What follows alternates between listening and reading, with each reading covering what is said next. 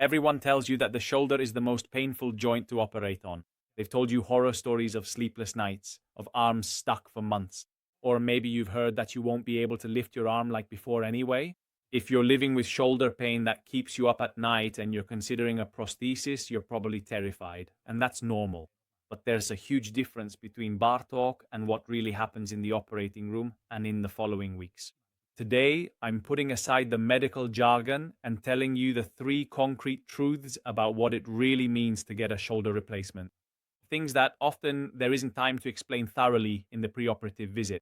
Hello everyone, I'm Dr. Lorenzo Castellani, an orthopedic surgeon specializing in shoulder, hip, and knee surgery.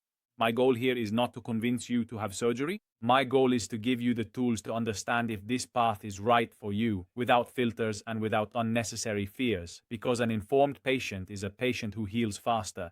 In the meantime, if you want to help me, follow the channel and like this video. But let's get back to today's topic, which is about shoulder replacements. Truth number one, the paradox of pain. Let's start with fear. Number one, pain. The uncomfortable but positive truth is this. The pain from the surgery is different from the pain of arthritis.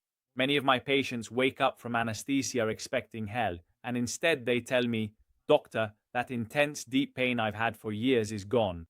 Yes, you will have surgical pain. It's a cut, the tissues need to heal. But it's a pain that responds to medication. What disappears instantly is that deep, wearing pain that gave you no peace even when you were still. The first night after the surgery, paradoxically, many sleep better than they did the week before the operation. Not because it doesn't hurt, but because that malignant pain of bone rubbing on bone is gone. Truth number two, the ongoing struggle for sleep and the armchair. However, I don't want to sugarcoat it.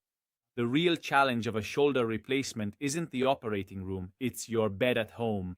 For the first 3 to 4 weeks, sleeping completely flat will be almost impossible. The shoulder, when you lie down, tends to slip backward, and this stretches the operated-on tissues. No one tells you this, but your best preoperative investment isn't an expensive drug, but lots of pillows, or even better, a reclining armchair. You'll have to sleep semi-upright. Does it sound uncomfortable? It is, but it's temporary. Mentally prepare yourself for a few fragmented nights of sleep. It's not a complication, nothing is going wrong, it's simply the shoulder asking for time to find its new position. Truth number three, the brace and the forgotten hand. The third truth, the love-hate relationship with the brace. You'll have to wear it for about 4 to 5 weeks. You'll feel clumsy, you'll feel dependent on others to cut your meat or tie your shoes. But there's a mistake I see so many patients make out of fear. They stop using their hand. The truth is, even with the brace, you have to use your hand. You can type on the computer, you can eat if the food is already cut, you can use your smartphone. The prosthesis is in your shoulder, not your wrist. I see patients who come to their first checkup with a swollen, stiff hand because they've kept it still like a mummy. Don't do that. Move your fingers, move your wrist. Your shoulder is resting, but the rest of your arm needs to live. This small adjustment drastically changes the speed of your recovery. The final truth, the long-term vision. A shoulder replacement is a journey. There are the first days of relief, the uncomfortable nights on pillows, and the annoyance of the brace. But I'll tell you this.